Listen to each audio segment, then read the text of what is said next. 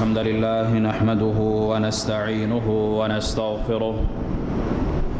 ونعوذ بالله من شرور أنفسنا ومن سيئات أعمالنا من يهده الله فلا مضل له ومن يضلل فلا هادي له أشهد أن لا إله إلا الله وحده لا شريك له وأشهد أن محمدًا عبده ورسوله يا أيها الذين آمنوا اتقوا الله حق تقاته ولا تموتن إلا وأنتم مسلمون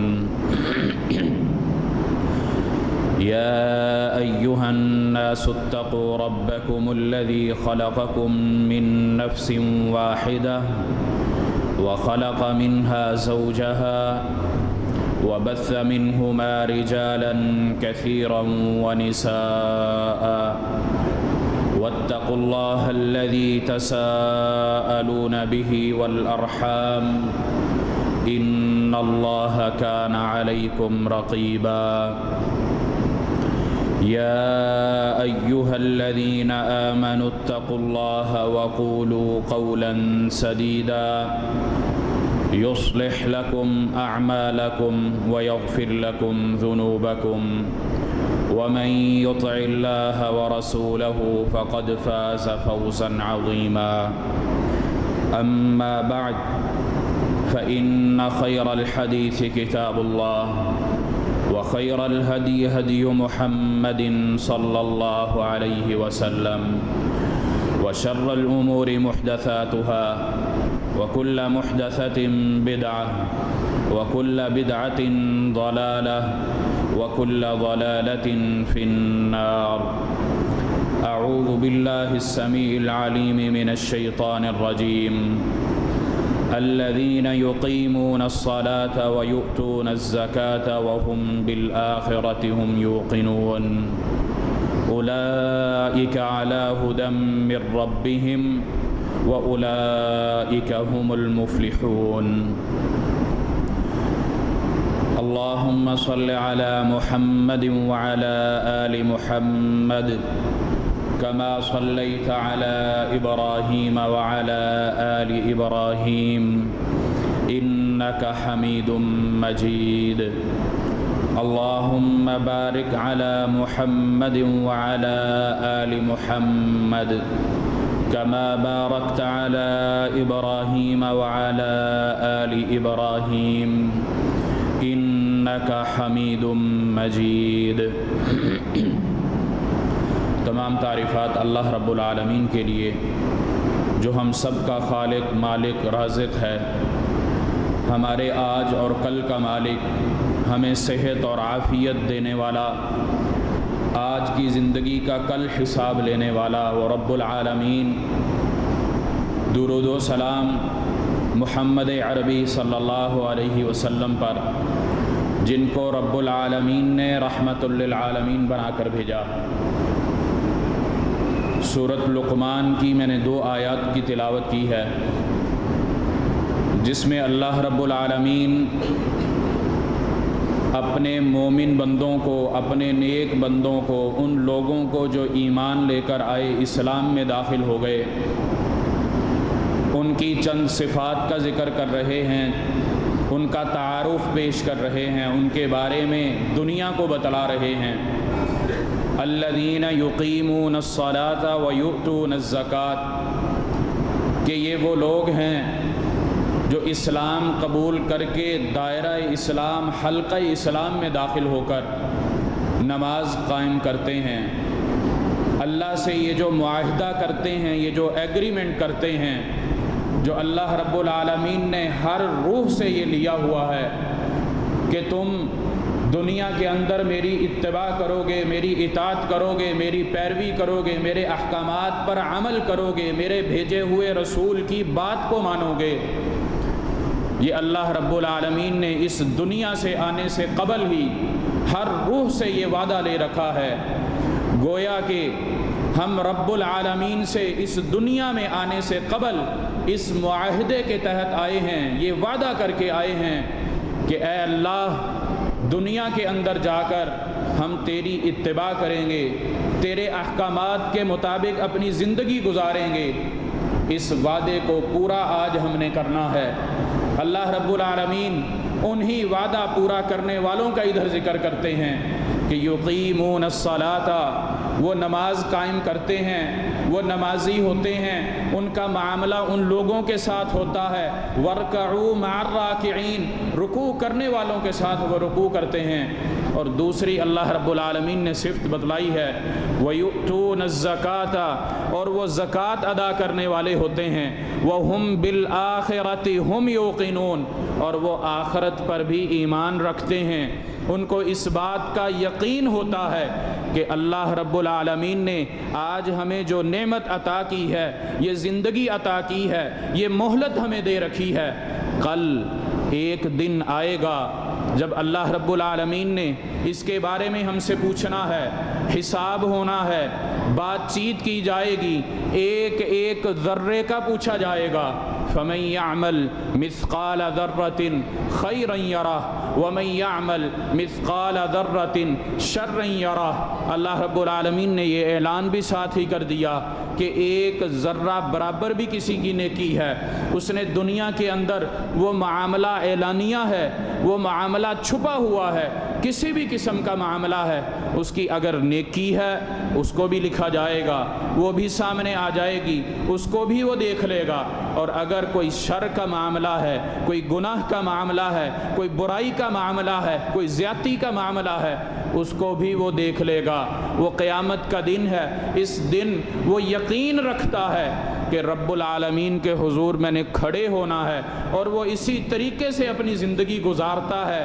اور یہ سوچ اس کی ہوتی ہے، فکر اس کی ہوتی ہے کہ آج جو اللہ نے مجھے مہلت عطا کر رکھی ہے، یہ جو ٹائم میں گزار رہا ہوں، یہ جو میں زندگی گزار رہا ہوں، اللہ رب العالمین نے کل اس کے بارے میں پوچھنا ہے۔ اللہ ان کو اگر مال دیتا ہے، وَيُؤْتُونَ الزَّكَاةَ، وہ صاحب نصاب ہوتے ہیں، اللہ کا دیا ہوا مال ان کو ملتا ہے، تو پھر اس مال میں سے وہ اللہ کا حق ادا کرتے ہیں، اور وہ حق ادا بھی اسی لیے کرتے ہیں کہ وہ حکم اللہ رب العالمین نے دیا ہے، مال بھی اللہ کا، حکم بھی اللہ کا، دیا بھی اللہ کے لیے جا رہا ہے، اور اجر بھی بندے کو مل رہا ہے۔ اس کی دنیا کے اندر اللہ مال میں برکت دیتا ہے، اولاد میں برکت دیتا ہے، اس کے ہر عمل کے اندر برکت دیتا ہے، اور آخرت کے دن، قیامت کے دن اللہ رب العالمین اس کے درجات کی بلندی کرتا ہے۔ یہی مال، یہی اولاد جس کے بارے میں رب العالمین نے اعلان کر رکھا ہے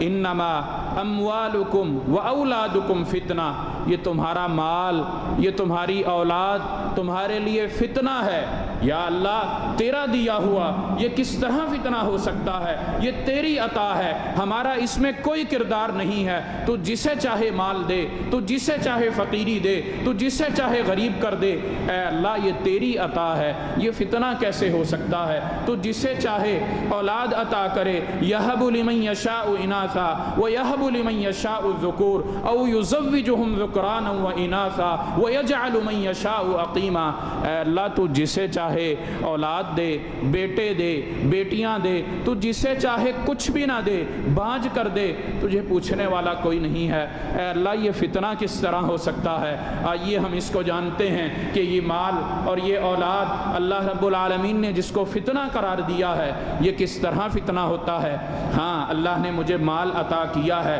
اس مال میں سے میں اللہ کا حق نہیں ادا کرتا، اس مال کے اندر سے میں جو اللہ نے مجھے حکم دے رکھا ہے اس حکم کی میں تعمیل نہیں کرتا۔ اللہ رب العالمین نے میرے لیے وہ آیت بھی نازل کی ہے، وہ مصارف بھی مجھے بتا رکھے ہیں۔ مال مل گیا، اللہ نے خوشحالی عطا کر دی، اچھا پہن لیا، اچھا چلا لیا، اچھا رہ لیا، اس کے بعد اللہ کہتا ہے کہ یہ اس کے اوپر جو تمہاری چیزیں ہیں ان کے اوپر میں تم سے کچھ نہیں مانگتا، جتنا مرضی مہنگا پہنو، جتنا مرضی مہنگا رہو، جتنے مرضی مہنگی سواری کرو، خریدو، اس کس پر زکوٰۃ نہیں ہے، کس پر زکوٰۃ ہے؟ جو نصاب کو پہنچ جائے، نصاب کو پہنچنے کے بعد 1 سال اس کے اوپر گزر جائے، اس کے بارے میں اللہ نے کہا ہے کہ اب اس میں سے اللہ کا حق ان لوگوں کو دے دو۔ اللہ کو تو وہ مال پھر بھی نہیں چاہیے، اجر تمہیں چاہیے، صرف ان لوگوں کو دینا ہے جو مصارف اللہ نے بتائے ہیں، جن پر ان حق اللہ نے بنا دیا ہے۔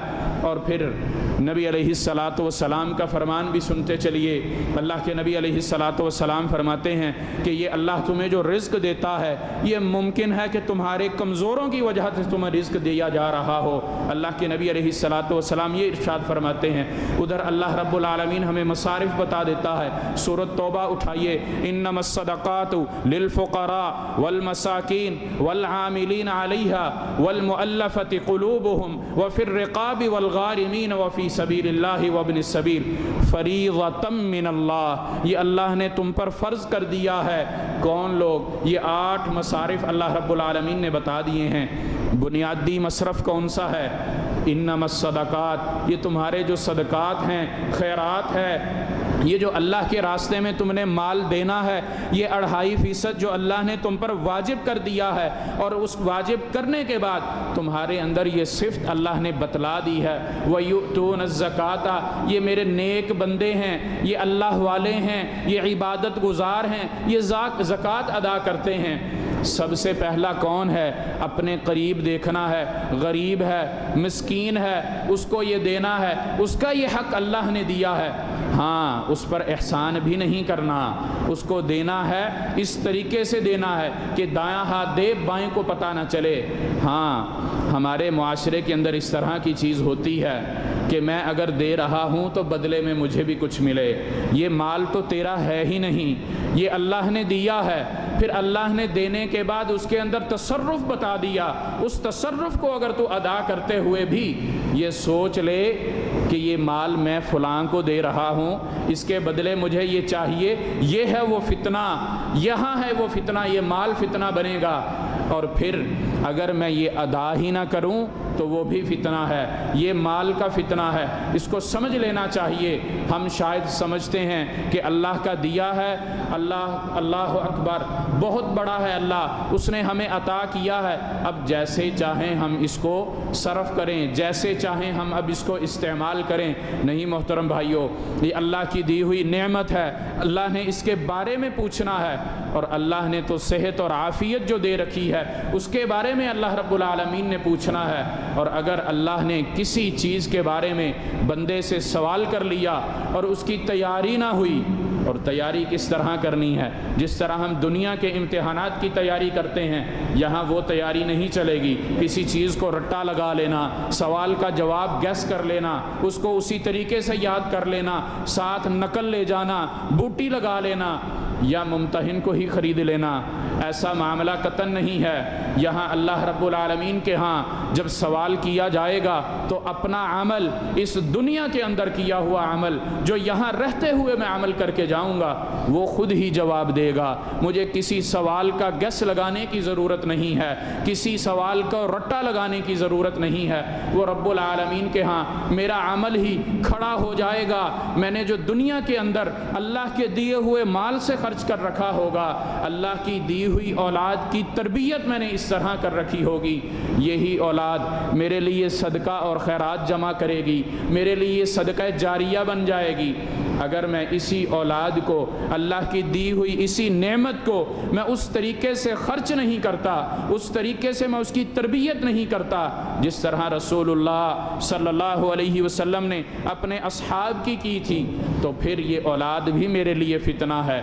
دنیا کے اندر میرے ہی مال پر لڑے گی، جس مال کے لیے میں نے اپنی جوانی گنوا دی، جس مال کے لیے میں محنت کرتے کرتے اپنی ہڈیوں کو کھوکھلا کر گیا، کل مرنے کے بعد جب میرا نام آج عبداللہ ہے، آج عبد الرحمن ہے، محمد ہے، کل یہی میرے ہوتے ہوئے صرف میرا جسم میری روح کو چھوڑ دے گا، میرے جسم سے میری روح لا تعلق ہو جائے گی، میرا یہ چلتا سانس جو ہے، میرا نفس ہے، یہ میری باڈی کا تعلق توڑ دے گا، تو کوئی میرا نام لینے والا نہیں ہوگا۔ یہاں تک کہ میری اولاد وہ بھی یہی کہے گی، جنازہ جلدی اٹھا لو، میت کو دیر ہو گئی رکھے ہوئے، اب میت اٹھانے میں کتنی دیر ہے، میت کو غسل دے دیا نہیں دیا، میت کو غسل دے دو، میت کو کفن پہنا دو، میرا نام لینے والا بھی ختم ہو جاتا ہے۔ اور پھر کچھ عرصہ گزرتا ہے، میرے غم میں رونے والے، میری عدت میں بیٹھنے والی ایک عورت، ایک خاتون، وہ بھی چند عرصے بعد، کچھ سال بعد، کچھ مہینوں بعد بھول جاتی ہے، لیکن یہ میرا عمل جو دنیا کے اندر میں نے کر رکھا ہوگا، جو اللہ کے لیے خالص میں نے عمل رکھتے ہوئے کیا ہوگا، وہ عمل میرا ساتھ جائے گا۔ اور اسی عمل کی بدولت، اس عمل کو انجام دینے والے کے بارے میں اللہ رب العالمین نے یہاں ذکر کیا ہے، اولئک علی ھدی من ربہم، کہ یہ وہ لوگ ہوں گے نماز قائم کرنے والے، اللہ کے مال سے زکوٰۃ ادا کرنے والے، آخرت پر پکا یقین رکھنے والے۔ اللہ نے کہا ہے کہ یہ وہ لوگ ہیں جن کو اللہ کی طرف سے ہدایت ملی ہے، یہ سیدھے راستے پر ہیں، اور انہی سیدھے راستے والوں کے بارے میں اللہ نے پھر اسی آیت میں کہا ہے وَأُولَئِكَ هُمُ الْمُفْلِحُونَ، کہ یہ وہ لوگ ہیں جو ہدایت پا لینے کے بعد، اپنی زندگی کو عمل والا بنا لینے کے بعد پھر یہ فلاح پا جاتے ہیں۔ اللہ رب العالمین دنیا کے اندر بھی ان کو سرخرو کر دیتا ہے، کل قیامت کے ہاں جب اللہ کے سامنے کھڑے ہوں گے، کوئی سفارشی نہیں مل رہا ہوگا، اس وقت کوئی وکیل نہیں بن سکے گا، بندے کو خود جواب دینا ہے، جو اللہ نے پوچھنا ہے اس کے بارے میں اس کو ہر چیز کا خود بتلانا ہے، اپنی ہر چیز کو کلیئر کرنا ہے۔ آج دنیا کے اندر ہمیں کسی چیز کا حساب دینا پڑ جائے تو ہم حساب نہیں دے سکتے، ہمارا حساب گول مول ہو جاتا ہے، پریشان ہو جاتے ہیں۔ اگر مال روزانہ کی بنیاد پر تھوڑے سے پیسوں کا حساب کرنا پڑ جائے، اگر زیادہ ہو جائیں تب بھی پریشانی، اگر کم ہو جائیں تب بھی پریشانی کہ یہ آئے کہاں سے یا یہ گئے کہاں، بندہ کوئی چیز بھول رہا ہوتا ہے تو ہمارا یہ حال ہوتا ہے۔ پریشانی اتنی ہوتی ہے کہ اگر نماز میں بھی کھڑے ہو جائیں تو ذہن میں وہی چیز چل رہی ہوتی ہے کہ یہ کمی اور زیادتی کس طرح ہو گئی ہے۔ اللہ کے ہاں ہم نے اپنی پوری زندگی کا حساب دینا ہے، جب سے بلوغت آئی، بالغ ہونے سے لے کر مرنے تک اللہ کو ہم نے یہ حساب دینا ہے۔ کسی کے 50 سال ہوں گے، کسی کے 60 ہوں گے، کسی کے 70 ہوں گے۔ اللہ رب العالمین نے سورۃ فرقان کے اندر اپنے مومن بندوں کی صفات بتلائی ہیں، وعباد الرحمن الذین یمشون علی الارض ہونا۔ آئیے ان کو تلاوت کیجئے۔ اللہ رب العالمین نے رمضان المبارک کا مبارک مہینہ ہمیں دیا ہے، اور اس مہینے کے اندر اللہ رب العالمین نے ہر چیز کا درجہ بڑھا کر رکھا ہے، یہاں تک کہ ایک نیکی کا درجہ 7 درجے 10 درجے بلکہ اس سے بھی زیادہ۔ اللہ رب العالمین نے یہ اعلان تو عام طور پر کیا ہے، رمضان کے اندر خصوصی طور پر یہ انعامات و اکرامات رب العالمین کی طرف سے ہوتے ہیں۔ میں نے سوچنا ہے، میں نے فکر کرنی ہے، میں نے اپنے ٹائم ٹیبل کو، اپنے شیڈول کو سیٹ کرنا ہے کہ رمضان اللہ نے مجھے دیا ہے، یہ نعمت اللہ نے مجھے پھر اس دنیا کے اندر عطا کر دی، میری زندگی میں مجھے پھر عطا کر دی۔ کتنے ایسے لوگ ہوں گے جن کو میں جانتا ہوں، جو میرے رشتہ دار ہوں گے، میرے جاننے والے ہوں گے، وہ آج اس دنیا کے اندر نہیں ہیں، وہ رمضان المبارک کو پا نہیں سکے۔ اور صحابہ کرام رضوان اللہ علیہم اجمعین کا کیا طریقہ کار ہوتا تھا، آئیے وہ بھی سنتے چلیے۔ وہ 6 مہینے قبل ہی اللہ کی بارگاہ کے اندر دعا کے لیے ہاتھ اٹھا دیا کرتے تھے، التجا کیا کرتے تھے اپنے رب سے کہ اے اللہ، رمضان آنے والا ہے، اس کی برکتیں، اس کی رحمتیں ہمیں سمیٹنے کا موقع دے دینا۔ رمضان گزر جانے کے بعد 6 ماہ تک وہ یہ دعا کیا کرتے تھے، رب العالمین سے یہ التجا کیا کرتے تھے کہ اے اللہ، رمضان ہم نے پا لیا، رمضان اب گزر گیا، اس کو تو قبول کر لے، اپنی بارگاہ کے اندر اس کو شرف قبولیت عطا کر دے۔ ہم نے یہ رمضان جس طرح گزارا ہے، آئیے نبی علیہ السلام کا عمل بھی دیکھیے۔ اللہ نے اپنے بندوں کا تعارف تو جگہ جگہ کروایا ہے، ان مومن بندوں کے بارے میں اللہ نے بار بار آیات نازل کی ہیں، ان کو اجاگر کیا ہے، یا ایھا الذین آمنو کہہ کر کہیں پکارا ہے، صرف ان لوگوں کی تخصیص کر دی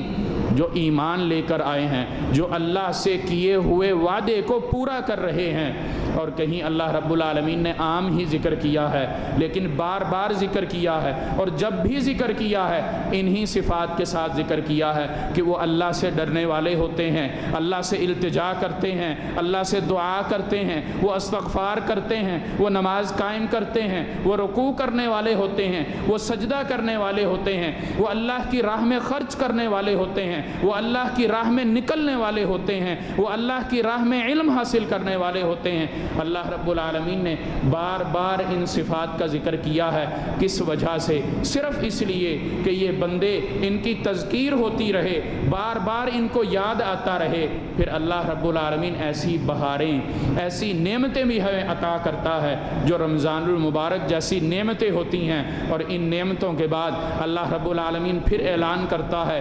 وَسَارِعُوا إِلَى مَغْفِرَةٍ مِّن رَبِّكُمْ وَجَنَّةٍ عَرْضُهَا السَّمَاوَاتُ وَالْأَرْضُ، وہ جلدی کرو، دوڑو اس جنت کی طرف جو جنت اللہ نے تم سے وعدہ کر رکھی ہے، جو جنت اللہ کے ہاں تمہارے لیے تیار ہے، اور اس کی چوڑائی لمبائی زمین و آسمان سے زیادہ ہے۔ ہم زمین کا احاطہ نہیں کر سکتے، ہم آسمان کا احاطہ نہیں کر سکتے، لیکن رب العالمین نے یہ جو جنت ہمارے لیے تیار کر رکھی ہے، جس کا وعدہ رب العالمین نے ان مومن بندوں سے کر رکھا ہے، جن کی صفات رب العالمین بار بار ذکر کرتے ہیں، ان کے بارے میں اللہ کہتا ہے دوڑو، چلے آؤ، وَسَارِعُوا، پیچھے کوئی نہ رہ جائے، کوئی بھول نہ جائے، وقت ضائع نہ کر دے، بلکہ بھاگ کر آئے، دوڑ کر آئے، جلدی کرے، إِلَى مَغْفِرَةٍ مِّن رَبِّكُمْ، تمہارے رب کی مغفرت ہے، تمہارے رب کی بخشش ہے، تمہیں وہ بلا رہا ہے۔ رسول اللہ صلی اللہ علیہ وسلم کا فرمان موجود ہے، اللہ کے نبی علیہ السلام فرماتے ہیں يُنَزِّلُ رَبُّنَا كُلَّ لَيْلَةٍ إِلَى السَّمَاءِ الدُّنْيَا، اللہ رب العالمین ہر رات، اور رمضان المبارک میں تو اللہ نے ہمیں اس وقت کا موقع بھی دے رکھا ہے، ہم سحری کرنے کے لیے اٹھتے ہیں، اور یہی وہ وقت ہے جس کے بارے میں اللہ کے نبی علیہ السلام فرماتے ہیں کہ اللہ رب العالمین اس وقت آسمانی دنیا پر نزول فرماتا ہے جس طرح اس کو چاہتا ہے، جس طرح اس کی مرضی ہوتی ہے، ہمیں اس کی کیفیت کے بارے میں علم نہیں ہے، اور نہ ہی اس کے بارے میں ہم نے جانا ہے اور نہ پوچھنا ہے۔ جس طرح اللہ کے شایان شان ہے، وہ آسمانی دنیا پر نزول فرماتا ہے، اور اللہ رب العالمین اعلان کرتا ہے اللہ رب العالمین سوال کرتا ہے، پوچھتا ہے، اعلان کرتا ہے این التوابون، کہاں ہیں جو توبہ کرنا چاہتے ہیں، کہاں ہیں جو مجھ سے سوال کرنا چاہتے ہیں، کہاں ہیں جو مجھ سے رزق مانگنا چاہتے ہیں، میں ان کو رزق بھی دوں، میں ان کو بخشش بھی دوں۔ یہی وہ بخشش ہے جس کے بارے میں رب العالمین نے اس آیت مبارکہ میں اعلان کیا ہے اِلَى مَغْفِرَةٍ مِّن رَبِّكُمْ وَجَنَّةٍ عَرْضُهَا السَّمَاوَاتُ وَالْأَرْضُ، اے اللہ مغفرت طلب کرنے سے، تجھ سے بخشش مانگنے سے، تجھ سے استغفار کرنے سے ہمیں کیا ملے گا؟ اللہ رب العالمین کہتا ہے کہ تمہارے لیے وہ جنت ہے، جو جنت زمین اور آسمان سے بڑی ہے، اس جنت کی تیاری اس وجہ سے کر رکھی ہے کہ تم مجھ سے بخشش طلب کرتے رہو، اور بخشش طلب کرنے میں، گناہ کی معافی مانگنے میں پیچھے نہیں ہونا چاہیے۔ وَأَنِ اسْتَغْفِرُوا رَبَّكُمْ ثُمَّ تُوبُوا إِلَيْهِ، اللہ رب العالمین سورۃ ہود کے شروع میں یہ فرماتے ہیں، اور اسی طرح اللہ رب العالمین نے پھر دوبارہ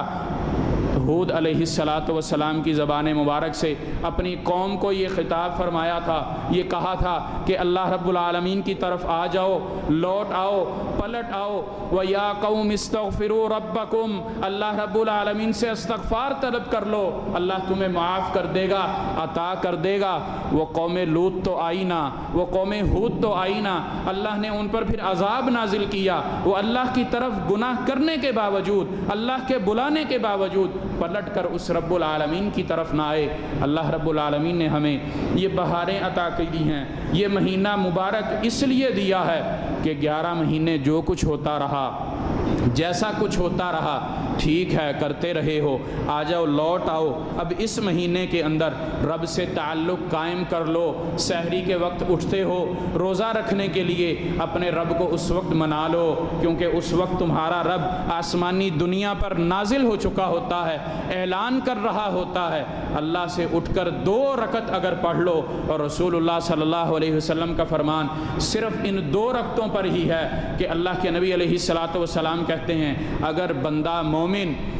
تھوڑا عمل کرے لیکن مستقل عمل کرے، وہ اس پر عمل کرتا رہے، ایسا نہ ہو کہ جذبات میں آ کے ایک دن تو پوری رات ہی عبادت کر لی، ایک مرتبہ تو پوری رات عبادت کر گزرتا ہے، لیکن اگلے دن پھر اس کو جاگ نہیں آتی، تھکاوٹ ہو جاتی ہے۔ نہیں، اس طرح نہیں کرنا۔ صرف اگر 2 رکعت ہی ادا کرنے کا وقت ہے، اتنی توفیق ہے، تو یہ 2 رکعت ہی روزانہ کی بنیاد پر عادت بنانی ہے۔ اور اللہ رب العالمین نے تو رمضان المبارک کا مہینہ صرف ہماری ٹریننگ کے لیے نہیں رکھا، بلکہ اللہ رب العالمین نے وہ 4 اشہر و 10، وہ 4 مہینے حرمت والے مہینے بھی، اگر ان 4 حرمت والے مہینوں کو ہم رمضان کے ساتھ ملا لیں تو ہمارے 5 مہینے بنتے ہیں۔ 5 مہینے ہماری ٹریننگ کے، باقی 7 مہینے گزارنے قطعاً مشکل نہیں ہے۔ ہم اللہ کے بندے، وہ بندے بن سکتے ہیں جن کے بارے میں اللہ نے وعدہ کر رکھا ہے اعدت للمتقین، یہ اللہ نے جو جنتیں تیار کر رکھی ہیں یہ متقین لوگوں کے لیے ہیں، یہ پرہیزگار لوگوں کے لیے ہیں، اللہ سے ڈرنے والوں کے لیے ہیں، اللہ کا تقوی اختیار کرنے والوں کے لیے ہیں۔ اور تقوی کیا ہے اس کی تعریف بھی سنتے جائیے۔ کسی بھی کام کو کرنے سے پہلے دل کے اندر، ذہن کے اندر یہ بات آ جائے کہ میرا رب مجھے دیکھ رہا ہے،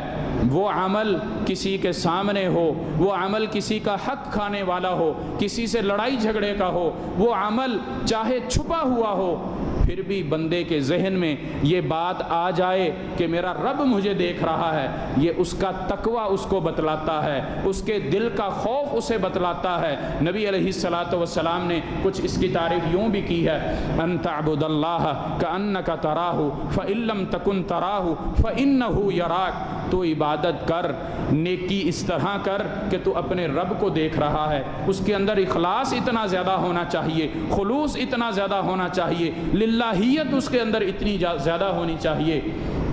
ہاں، اگر تو اپنے رب کو نہیں دیکھ سکتا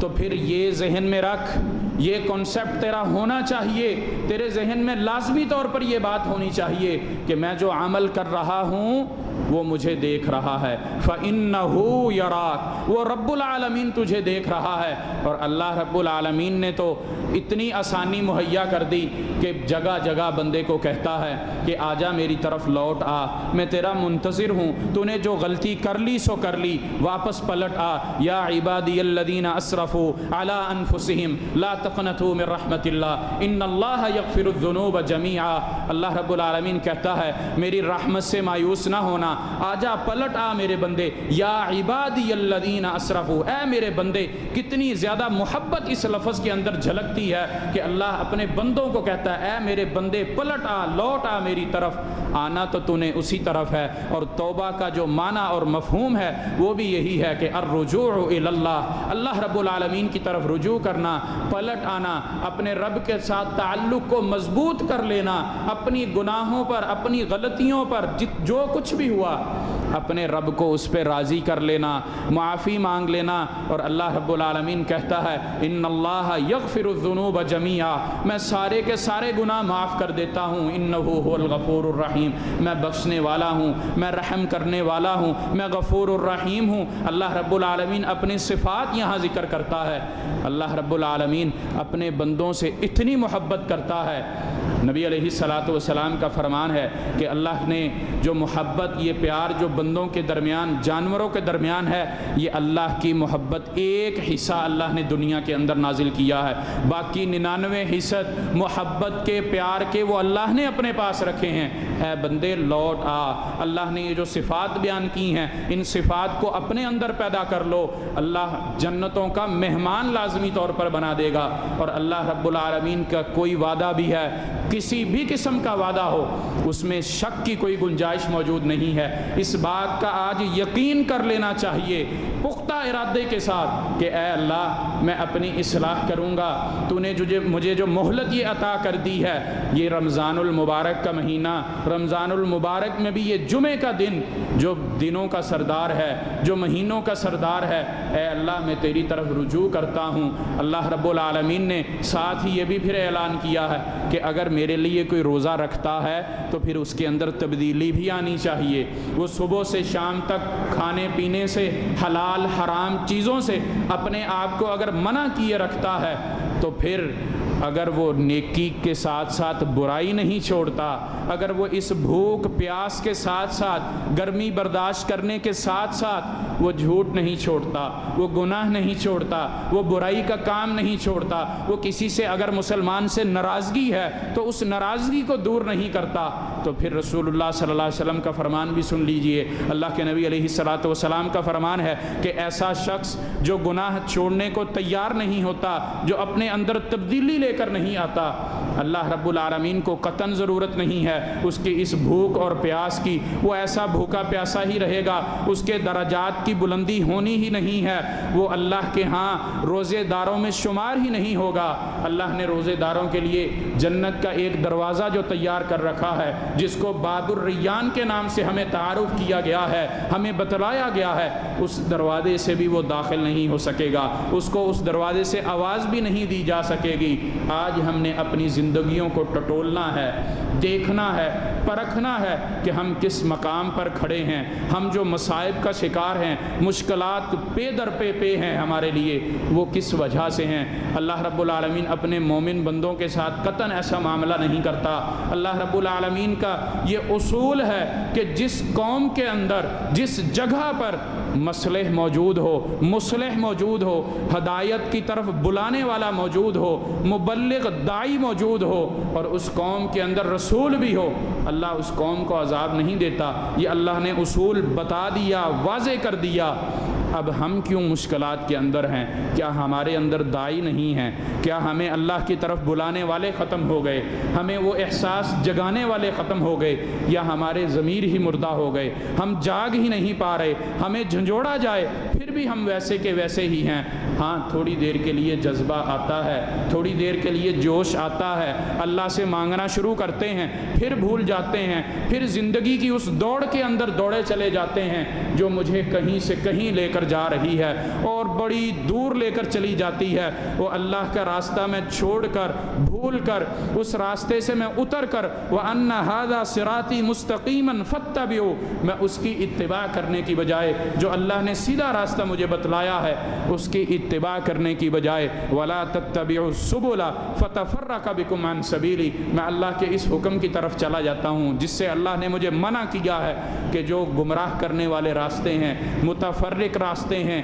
دائیں بائیں نکالنے والے راستے ہیں، ان کی اتباع نہ کرنا، بلکہ جو اللہ نے سیدھا راستہ تمہیں بتلایا ہے، مستقیم راستہ تمہارے لیے جو چنا ہے، اس کی اتباع کرنا۔ میں دنیا کے تھپیڑوں کے اندر اتنا آگے نکل جاتا ہوں کہ میں اللہ کے بتائے ہوئے سیدھے راستے کو بھول کر میں دوسری طرف نکل جاتا ہوں، اور پھر رب العالمین میرے سے ناراض ہو کر دنیا کے اندر بھی مجھے مشکلات دے دیتا ہے، آخرت کے اندر تو مجھے حساب دینا ہی مشکل ہو جائے گا۔ آئیے اپنے رب سے التجا کیجئے، آج اس کو منا لیں، کل ہماری آخرت بہتر ہو جائے، ہم اپنے رب کو اس دنیا کے اندر راضی کر کے چلے جائیں، کل اگر قیامت کے دن ہمارا رب ہمیں کھڑا بھی کرے تو اپنے عرش کے سائے کے نیچے ہمیں کھڑا کرے۔ اللہ ہمیں کھڑا کرے تو ان لوگوں کے اندر کھڑا کرے جو اللہ کے پسندیدہ لوگ ہیں، جن کو اللہ نے دنیا کے اندر ہی جنت عطا کر دی ہے۔ اللہ ہمیں نامہ اعمال دے تو ہمارے دائیں ہاتھ میں دے۔ آج اس کی تیاری کا ہمارے پاس موقع ہے، آج ہم اپنے آپ کو ان صفات کے اندر لے کر آ سکتے ہیں جن صفات کا اللہ نے ذکر کیا، جن کے بارے میں اعدت للمتقین اللہ نے کہا، جن کے بارے میں اللہ نے جنت کا وعدہ کر رکھا ہے، جن کو اللہ نے اپنا اولیاء اللہ کہا ہے، اپنا دوست کہا ہے۔ آئیے اپنے آپ کو ان لوگوں کے اندر شمار کر لیجئے، اپنے رب سے توبہ استغفار کر لیجئے۔ اللہ نے یہ مہلت اب دی ہے، اگلا رمضان رمضان آئے نہ آئے، کل کا روزہ آئے نہ آئے، شام کی افطاری مجھے ملے نہ ملے، یہ کسی کو یقین نہیں ہے۔ موت کا ٹائم جس کا آ گیا وہ ٹلنا نہیں ہے، لیکن ابھی مہلت موجود ہے۔ اپنے رب سے ہر کوئی التجا کر لے، مناجات کر لے، اس کو منا لے، دنیا میں بھی وہ راضی ہو گیا۔ اگر دنیا کے اندر ہمارا رب ہم سے راضی ہو گیا تو دنیا میں بھی ہماری بھلائی اور آخرت کے اندر تو ہماری بھلائی انشاءاللہ پھر ہے ہی ہے۔ اقول ما تسمعون وآخر دعوانا ان الحمد للہ رب العالمین۔